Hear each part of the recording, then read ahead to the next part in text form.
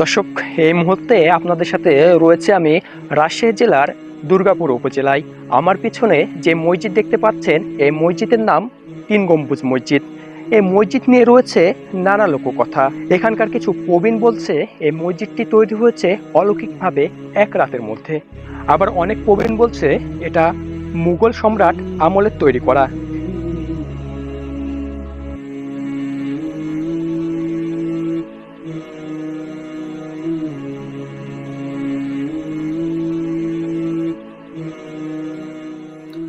দর্শক, এখানকার কিছু প্রবীণ মানুষদের সাথে কথা বলে আপনাদের জানানোর চেষ্টা করব এই তিন গম্বুজ মসজিদটির আসল রহস্য কি। চলুন তাদের সাথে কথা বলে জানা যাক। আচ্ছা, এই মসজিদের সম্পর্কে কতটুকু জানেন বলবেন? এই তো বাবা বাপ দাদার আমল থেকে শুনে আসছে যে এক রাতে এই মসজিদটা জিনে করে গেছে। আর কেউ কেউ বলে যে হোসেন সাহেবের আগে বাচ্চা ছিল, ওই বাচ্চার আমলে নাকি এই মসজিদটা হয়েছে। এই পর্যন্ত কেউ বলে যে জিনে একদিনে হসে, আর কেউ বলে যে না, ওই হোসেন সাহেব এক বাচ্চা আমলে এই মসজিদটা তৈরি হয়েছে। ওরে বাপ রে, আমার বাপ ধরো 80 বছরে মরেছে, আমার বয়স ধরো 76 হচ্ছে।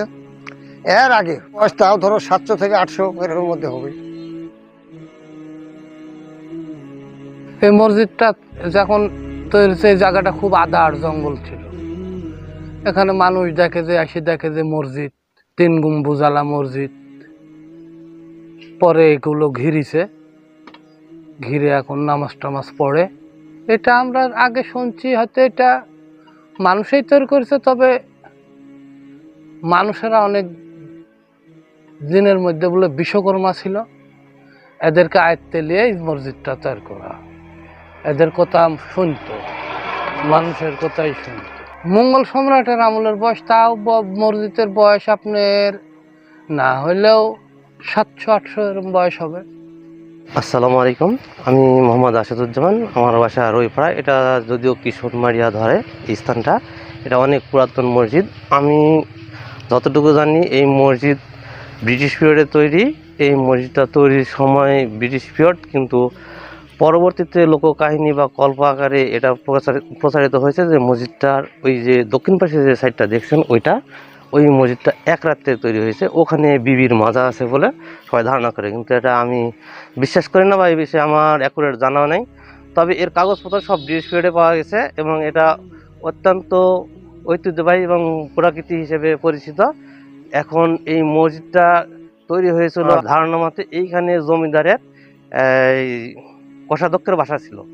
উনি এখানকার সব কিছুর দেখাশোনা করতেন। এইখান থেকে প্রায় 2 মিনিট হাঁটলে ওনার বাসা ছিল ওই উঁচা ভিটার উপরে। ওর চারিদিক দিয়ে ক্যানেল খোলা ছিল। এই ক্যানেলগুলো আকারে জমিদার চলে যাওয়ার পরে এই ক্যানেলগুলা ব্যক্তি মালিকানাধীন হওয়ার পরে এটা আস্তে আস্তে যার মনে সে পুকুর আকৃতি বা বাগান আকৃতি তৈরি করে নিয়েছে। নেওয়ার পরে এটা যার মনে ব্যক্তি মালিকানাধীন হয়ে গেছে। কিন্তু সেই সময় ওই জমিদারের নায়েবেরাই এই মূলত এই মসজিদটা তৈরি করছে। সেটা হচ্ছে এই ব্রিটিশ পিরিয়ডের কাহিনী। আর বর্তমানে এই মসজিদে এখন 5 ওয়াক্ত সালাত আদায় হয়, প্লাস জুম্মাও হয় নিয়মিতভাবে। হ্যাঁ, 5 ওয়াক্ত নামাজ হয়।